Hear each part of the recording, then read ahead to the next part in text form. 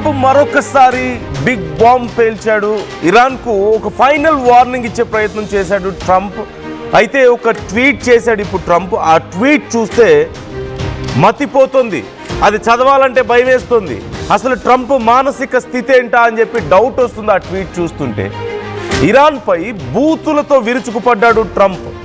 మంగళవారం ఇరాన్పై బాంబుల వర్షం కురిపిస్తామంటూ పోస్ట్ చేశాడు. పవర్ ప్లాంట్స్, బ్రిడ్జ్లను కూల్ చేస్తామంటూ ఒక సంచలన ప్రకటన చేశాడు. వెంటనే హర్మూజ్ ఓపెన్ చేయాలి, లేదంటే నరకం చూపిస్తానంటూ ట్రంప్ తన ట్రూత్ పోస్ట్లో ఒక పోస్ట్ చేశాడు. మంగళవారం ఇరాన్పై అతిపెద్ద ఎయిర్ స్ట్రైక్స్కు ఇప్పుడు ట్రంప్ ప్లాన్ చేయబోతున్నాడా? ఇదే అతిపెద్ద ప్రశ్న. ప్రపంచం మునిపెన్నడూ చూడని విధ్వంసం రేపు మన కళ్ళ ముందు ప్రత్యక్షం అవబోతోందా? ప్రైజ్ బీ టు అల్లా అంటూ సెటైరికల్ గా పోస్ట్ కూడా చేశాడు ట్రంప్. డెడ్ లైన్ కు మరికొన్ని గంటలు మాత్రమే సమయం ఉంది, జస్ట్ వాచ్ అంటూ ఇరాన్ కు ట్రంప్ చివరి హెచ్చరిక చేశాడు. ఒకసారి నేను మీకు అక్కడ చూపించే ప్రయత్నం చేస్తున్నాను. అందులో కొన్ని పదాలు ట్రంప్ స్థాయి వ్యక్తి ఉపయోగించలేని పదాలను ట్రంప్ ఉపయోగించాడు. And it shows his mental status and his condition now. So ఒకసారి నేను ఆ డీటెయిల్స్ చదివి మీకు వినిపిస్తాను. ఆ పోస్ట్లో ఏం రాశాడో మీరు చూడొచ్చు. Tuesday will be power plant day and bridge day, all wrapped up in one in Iran. There will be nothing like it. Open the dash straight, you crazy dash, or you will live in hell. Just watch. Praise to be Allah. President Donald J. Trump. This is the post. Trump రాసినటువంటి post. నేను మధ్యలో 2-3 beep సౌండ్లు వేసుకోవాల్సి వచ్చింది చదివేటప్పుడు. So అంటే ఇక ఇంతకు మించి దిగజారడు అనుకున్న ప్రతిసారి మనల్ని డిసప్పాయింట్ చేస్తూనే ఉన్నాడు ట్రంప్. ఇంతకు మించి దిగజారడలే ఇంకా అనుకున్న ప్రతిసారి మనం డిసప్పాయింట్ అవుతూనే ఉన్నాం. మన అంచనాలను తల్లకిందులు చేస్తూనే ఉన్నాడు. రాజకీయాల్లో ప్రత్యర్థుల గురించి మాట్లాడేటప్పుడు ఎంత దారుణంగా మాట్లాడతాడో, ఎంత దారుణంగా వాళ్ళని వెకిలిగా మాట్లాడతాడో మనం చూసాం. మొన్న చూసాం ఫ్రాన్స్ అధ్యక్షుడి గురించి ఎలా మాట్లాడాడో మనం చూసాం. అంతకుముందు వాళ్ళ ఫ్రెండ్, వాళ్ళ ఫ్రెండ్ అని చెప్పుకునేటువంటి మిత్ర దేశాల నుంచే వచ్చినటువంటి అధ్యక్షులు ఎలా మాట్లాడాడు, జెలెన్స్కీని వైట్ హౌస్లో కూర్చోబెట్టి ఎలా మాట్లాడాడు, అతని డ్రెస్సింగ్ గురించి, అతని మాటల గురించి ఎలా మాట్లాడాడో మనం చూసాం. మోదీ గురించి మాట్లాడతాడు ఇష్టం వచ్చినట్లుగా, పాకిస్తాన్ లాంటి దేశాలని ఇక వెనకేసుకొస్తాడు. ఓకే, ఇవన్నీ పక్కన పెడితే ఇలాంటి ఒక పచ్చి బూతులు ట్రంప్ స్థాయిలో ఒక అమెరికా ప్రెసిడెంట్ ఇలా ఉపయోగిస్తాడా? మీరు ఎప్పుడైనా చూసారా? నేనైతే ఎప్పుడు చూడలేదు. నేను అందుకే ఈ మాట చెప్తున్నాను. ఇంతకు మించి దిగజారడానికి లేదు అనుకున్న ప్రతిసారి Trump is setting new records అనమాట, ఒక మాటలో చెప్పాలంటే దిగజారుల్లో. సో ఆ పోస్ట్ చూస్తే మీకు అర్థమవుతుంది. అంటే at the same time we can understand his mental condition now. So ఏ స్థాయిలో ఉంటే అలా మాట్లాడతాడు.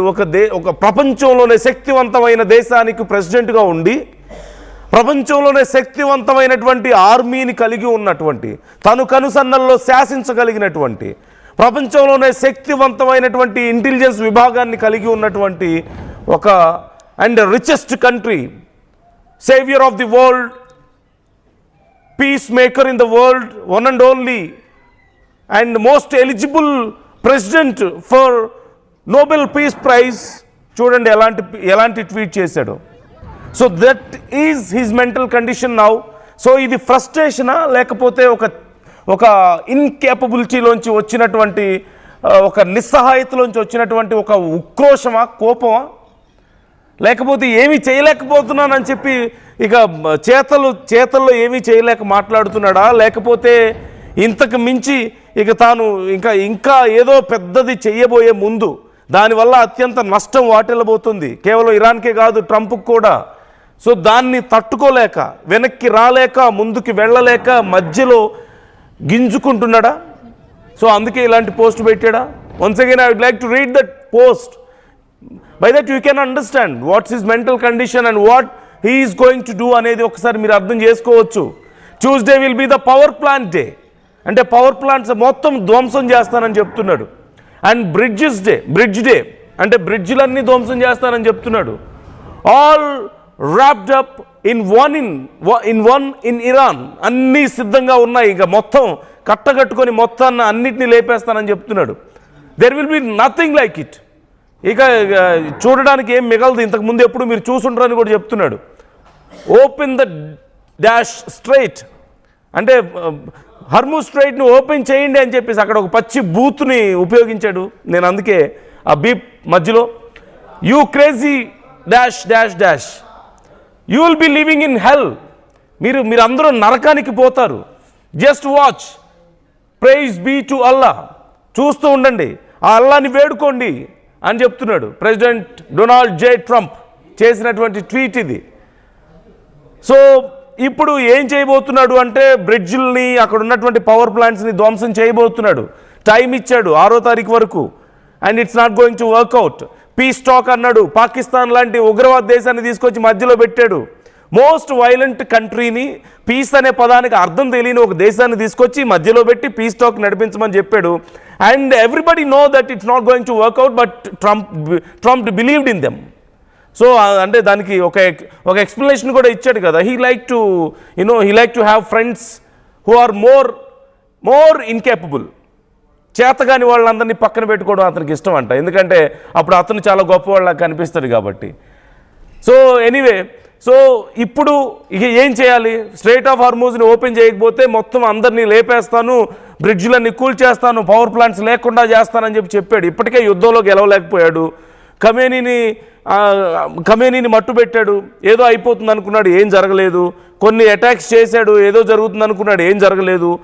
అలాగే హర్మూజ్ స్ట్రైట్ని వెళ్ళి మొత్తం ఆక్యుపై చేసుకుందాం అనుకున్నాడు, కుదరలేదు. కర్గ్ ఐలాండ్ని వెళ్ళి ఆక్యుపై చేసుకుందాం అనుకున్నాడు, కుదరలేదు. గ్రౌండ్ ఆపరేషన్ చేద్దాం అనుకున్నాడు, వాళ్ళ సొంత సైన్య అధికారులే ఒప్పుకోలేదు. కొంతమందిని పక్కన పెట్టేశాడు కూడా, వాళ్ళ సలహాదారుల్ని, సైన్య అధికారుల్ని, వైట్ హౌస్లో కీలకమైన వ్యక్తుల్ని.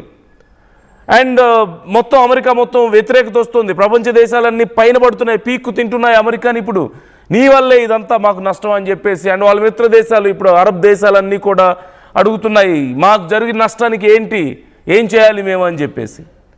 హీ సఫికేటెడ్.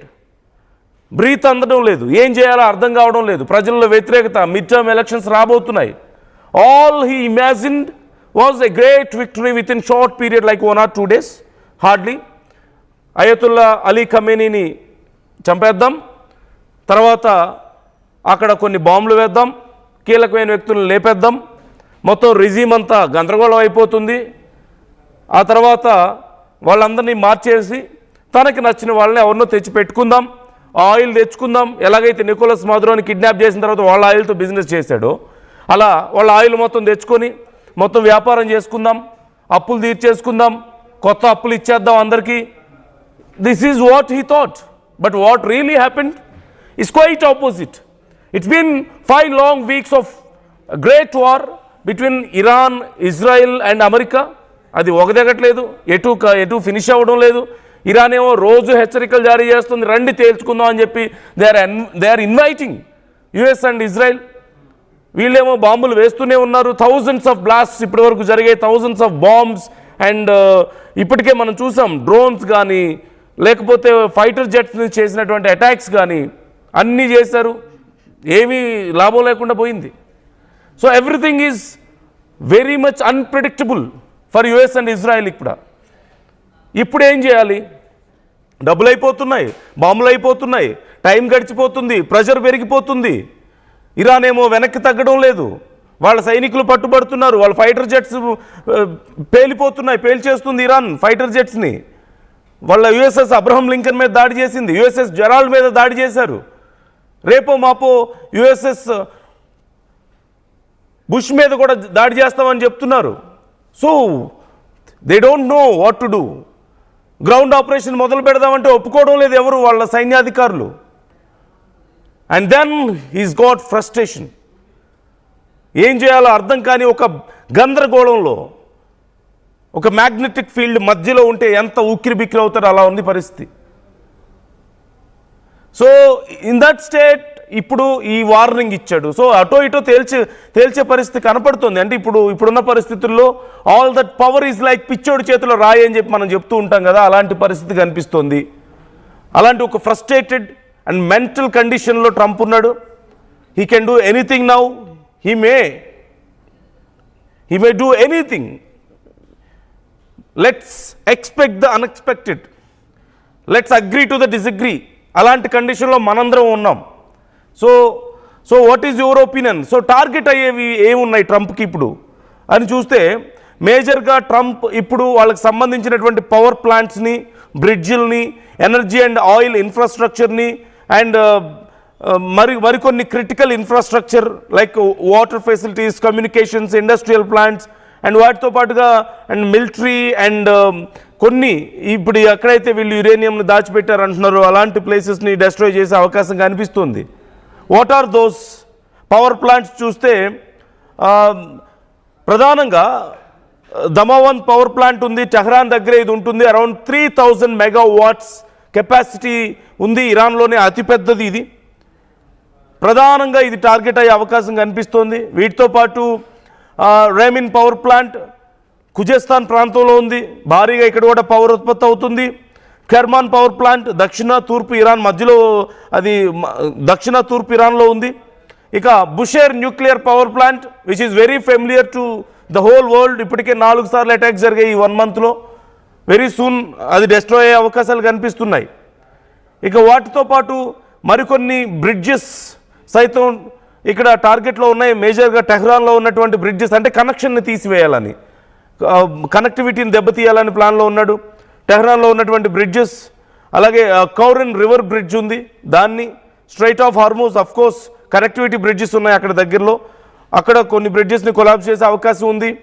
దీనివల్ల మిలిటరీ సప్లైస్ ఆగిపోయే అవకాశం కనిపిస్తుంది. So this is the plan now. And Israel condition ఏంటి అనేది ఇంకా తెలియాల్సి ఉంది. వాళ్ళ సైడ్ నుంచి ఇంకా ఎలాంటి సమాచారం రాలేదు. So what do you think is going to happen? మీకేమనిపిస్తుంది? అండ్ మరోవైపు ఇరాన్ ఏమో వీఆర్ రెడీ విత్ సర్ప్రైజ్ అని చెప్తున్నారు.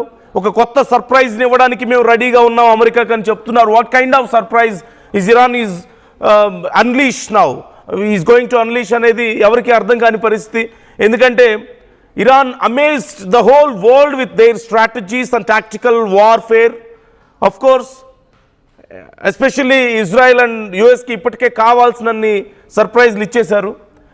And now at this peak stage, at this critical condition, Iran is warning US and Israel that they are ready to bring out more surprises. So ఏమై ఉండొచ్చు ఆ సర్ప్రైజ్లు?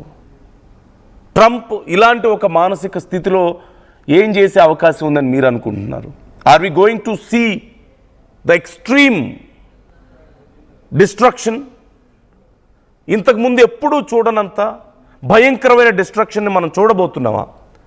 ఒక దేశం మన కళ్ళ ముందే ఇప్పుడు పూర్తిగా సర్వనాశనం అవబోతోందా? ట్రంప్ చేసినటువంటి పోస్ట్ చూస్తే అదే అనిపిస్తుంది. వాళ్ళ బ్రిడ్జెస్ పోయి, వాళ్ళ పవర్ ప్లాంట్స్ పోయి, వాళ్ళకి సంబంధించిన కీలక స్థావరాలన్నీ దెబ్బతింటే ఇప్పటికే నాయకులందరూ చాలామంది దెబ్బతిని ఉన్నారు. And just imagine if he blast the Kharg island, లేదంటే స్ట్రైట్ ఆఫ్ హార్మూజ్, ఇలాంటివి పేల్చివేస్తే పరిస్థితి ఎలా ఉండబోతుంది? అలాంటి ప్లేసుల్లో డెస్ట్రక్షన్కి పాల్పడితే, కర్గ్ ఐలాండ్ని పేల్చేస్తే అసలు ఇరాన్కి ఆదాయమే లేకుండా పోతుంది. Their beating heart will be exploding. So we can imagine ఎలాంటి లాస్ వాళ్ళకు ఉంటుందనేది. ఇప్పుడు ఒకవేళ ఈ పవర్ ప్లాంట్స్ మీద, న్యూక్లియర్ పవర్ ప్లాంట్స్ మీదలో, లేదంటే న్యూక్లియర్ ఫెసిలిటీస్ మీద దాడి జరిగితే, నతాంజ్, ఫోర్డో, లేదంటే ఇప్పుడు న్యూక్లియర్ పవర్ ప్లాంట్స్ మీద మేము దాడులు చేస్తామని చెప్తున్నాడు. ఒకవేళ వాటి మీద ఏదైనా దాడులు జరిగితే, లైక్ బుషర్ న్యూక్లియర్ పవర్ ప్లాంట్ ఇప్పటికే 4 సార్లు దాడులకు ప్రయత్నించారు. ఏదైనా రేడియేషన్ లీక్ అయితే, అది పెద్ద ఎత్తున స్ప్రెడ్ అయితే, ఖచ్చితంగా రేడియేషన్ లీక్ అయిందంటే చాలా పెద్ద నష్టం ఉండబోతుంది. లక్షల మంది ప్రజల ప్రాణాలను సైతం ఫణంగా పెట్టడానికి రెడీగా ఉన్నాడు ఆ ట్రంప్.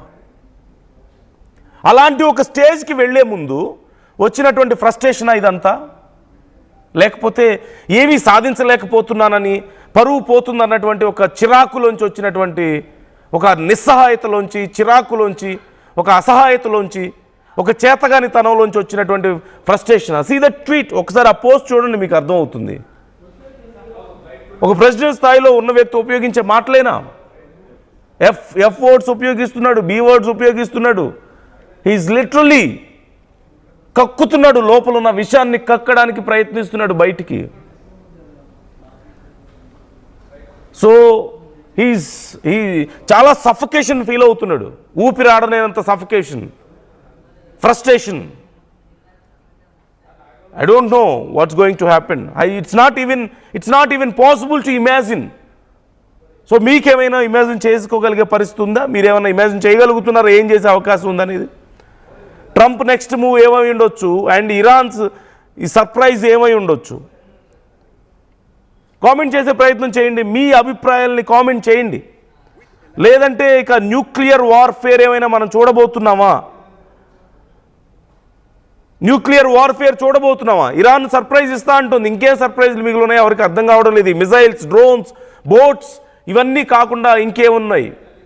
అండ్ మరోవైపు ట్రంప్ ఇంత ఫ్రస్ట్రేషన్లో ఏదైనా చేయకూడదు చేస్తే ఇక అదే మిగులుతుంది చివరికి. న్యూక్లియర్ వార్ఫేర్ ఏదైనా మిగులుతుందా? అది ఎక్కడికి దారి తీస్తుందో తెలియదు. ఇప్పటికే న్యూక్లియర్ ఫెసిలిటీస్ మీద ఆల్మోస్ట్ దాడులు చేస్తున్నటువంటి పరిస్థితి కనపడుతుంది కదా. అండ్ ఆర్టీవీ అడిగినటువంటి ప్రశ్నకు చాలామంది రెస్పాండ్ అవుతున్నారు. ట్రంప్ ఓటమి ఫ్రస్ట్రేషన్లో ఉన్నాడా అంటే 87% ఎస్ అంటున్నారు, 13% నో అని చెప్తున్నారు. Yeah, of course 87%, it's almost 90% yes అనే చెప్తున్నాడు. అండ్ కొంతమంది కామెంట్స్ చేస్తున్నారు, భోజనపాటి ప్రశాంత్ కామెంట్ చేస్తున్నారు, వాడు నాస్టీ ఫెలో అని చెప్పేసి. మేబీ మీ ఉద్దేశం ట్రంప్ అయి ఉండొచ్చు. అఫ్కోర్స్ పవర్ఫుల్ అమెరికా అని చెప్పేసి ఉజయ్ చంద్ర కామెంట్ చేస్తున్నారు, జై చంద్ర కామెంట్ చేస్తున్నారు. పాపం ఆ పవర్ని ఇప్పుడు చూపించలేకపోతున్నారు ఇరాన్ దగ్గర, అన్ఫార్చునేట్లీ. ట్రంప్ గాడికి ట్యూస్డే రోజు I can't read that comment. చాలా ట్రంప్ లాగానే చాలా ఇక్కడ పచ్చిబూతులను ఉపయోగించారు, అన్డ్రమెస్టిక్లీ అని కామెంట్ చేశారు. తర్వాత ట్రంప్ ఈ స్టూపిడ్ అంటూ శ్రీనివాస్ కామెంట్ చేస్తున్నారు. So try to comment your opinions also. And మీరు ఎక్స్పెక్ట్ చేయగలుగుతున్నారా ఏం జరుగుతుందని, నెక్స్ట్ ఏం జరిగే అవకాశం ఉందని మీరు అనుకుంటున్నారు? What will be the Iran's surprise and how Trump is going to end this war? మీకేమైనా అర్థమవుతుందా?